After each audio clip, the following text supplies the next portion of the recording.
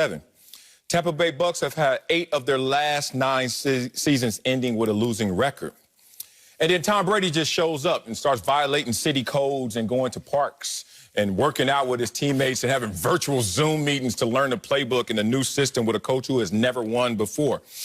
And then he takes his show on the road in the playoffs and has 3 straight road victories with a team that was a losing team just last year.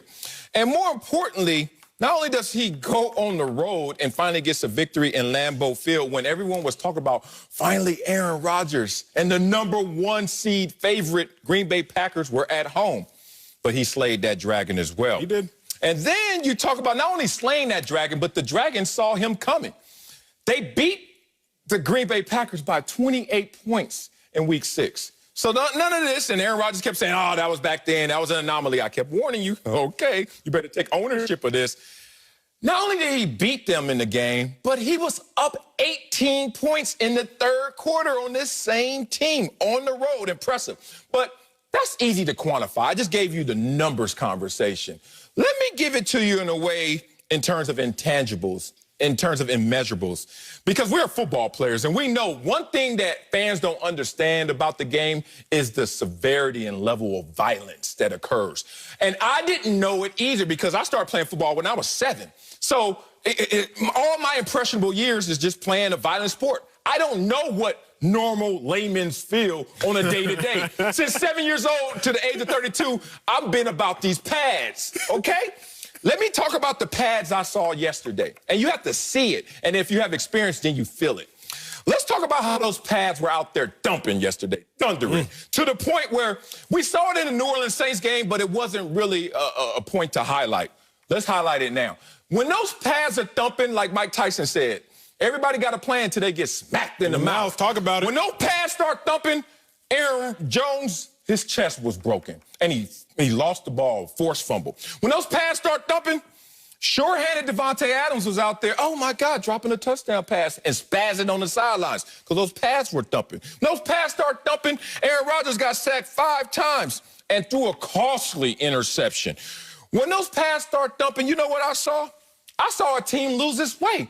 This team turned into a pure drop-back passing team when they've been a play-action passing team for the last 2 years. They forgot how to even play Green Bay Packers football to the point where the post-game press conference, what did Matt LaFleur say? I had a bad day. You know why? Because those pads will make you have a bad day. So I'm impressed by the Bucks, by the numbers, but also by the experience. They were putting hands on people. Big Dog, last week I came up here and I didn't give the winning teams very much credit. I was disappointed in the losing teams. I'm changing that mantra this time around. I'm impressed by the Bucks. Yes. And I'm impressed by the Bucks because in football, for y'all at home, as an offense, you can either attack a defensive scheme or you can attack defensive players. There are 2 options. Attack the scheme or attack the players. The Buccaneers' offense was so impressive because they found the weak links as players. The Buccaneers' defense was impressive because they found the weak links as players. David Bakhtiari, he got hurt in practice, starting left tackle for the Packers, all-pro left tackle. He got hurt in practice about a month ago. So what do the Buccaneers do? Well, you know what? Last time we played the Packers, we brought a ton of pressure. We brought pressure 46% of the time. We needed extra men to get to Aaron Rodgers. But wait a second. This all-pro left tackle's out.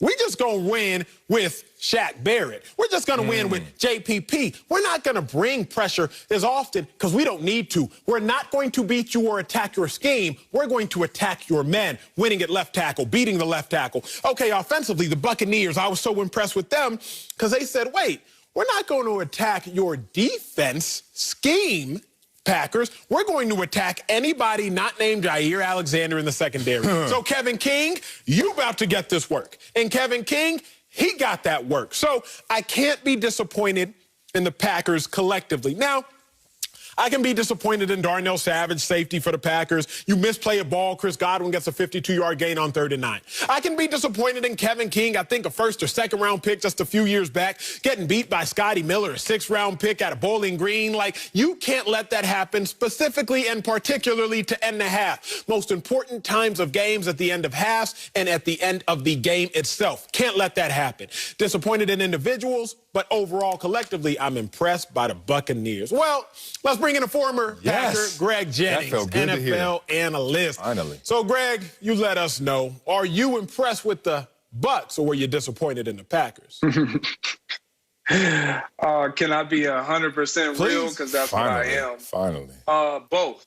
I was both. And I know y'all going to be like, you got to pick one. I was disappointed because my heart was with the Packers. I thought this was the year. And their performance showed me that a lot. Number one, all year long, they were able to scheme up ways to get Davante Adams open and keep him involved to a degree of where he impacted the game.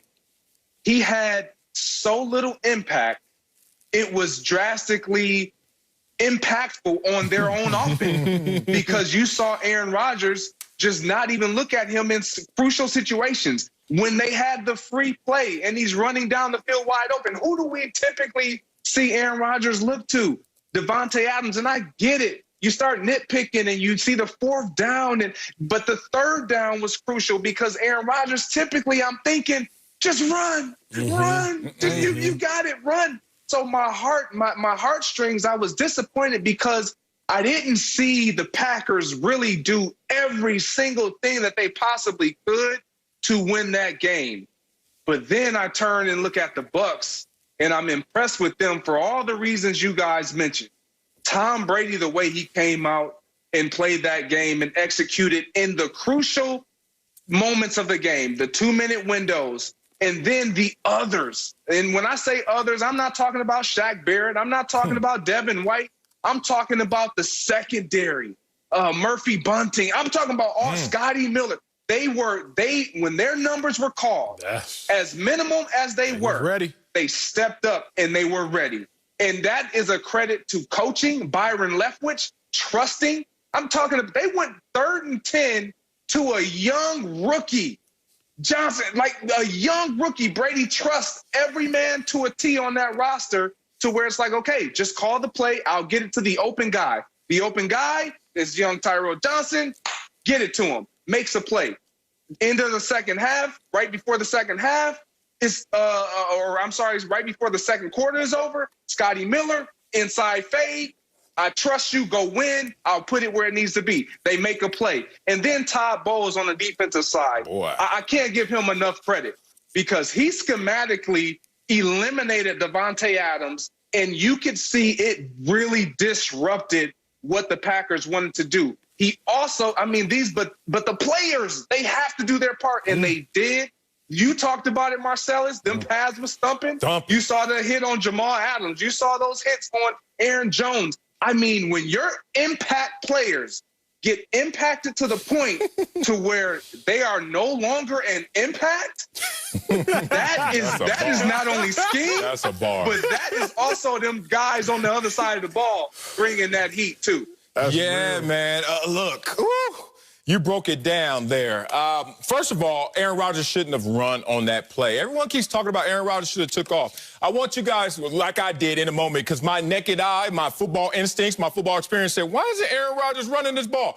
Go back like I did in the game, pause it, rewind, and look again. And just look at Devin White. He was ready. Devin White said, go ahead, Aaron Rodgers. And Aaron Rodgers said, okay, I won't. And that's all that was. Look, I played against Ray Lewis at times, and Doug Flutie used to run around in circles. And when we saw Ray Lewis, Doug Flutie didn't want to run the same way. So I think that was something that's a misnomer out there. That said, man, these Buccaneers found a way to win. Peep out some of these nuggets right here.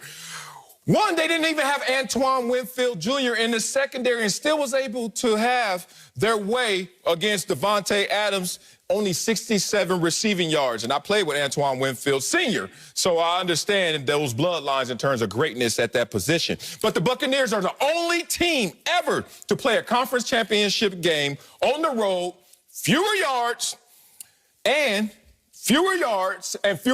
more turnovers and fewer yards, and still win the game. Hold on now. So wait a minute. 0-34 was the record of teams that went out there before them. And then they said, doesn't matter, we're going to find a way to get this done. Tom Brady, everybody keeps talking about, well, Aaron Rodgers outperformed him. Acho brought it up. Great point, except quarterbacks that throw 3 or more interceptions in a playoff game are 20 and 104. That's the other guy.